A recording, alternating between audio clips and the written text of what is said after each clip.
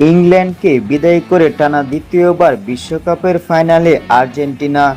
ইংল্যান্ডকে ২-১ গোলে হারিয়ে টানা দ্বিতীয়বারের মতো ফিফা বিশ্বকাপের ফাইনালে উঠেছে আর্জেন্টিনা।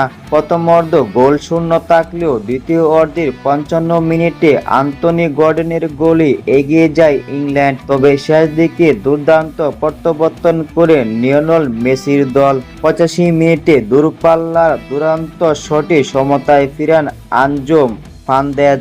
এরপর ৯২ মিনিটে মেসির নিখুঁত ক্রস থেকে দারুণ হেড গোলসূচক করেন লাউতারো মার্টিনেজ। প্রথমার্ধে দুই দলই লক্ষ্যে কোনো শট রাখতে পারেনি, তবে বিরতির পর ম্যাচের গতি বদলে যায়। শেষ দিকে একের পর এক আক্রমণ ইংল্যান্ডকে চাপে ফেলে আর্জেন্টিনা, আর সেই চাপ থেকে আসে ফাইনাল নিশ্চিত করার জয়।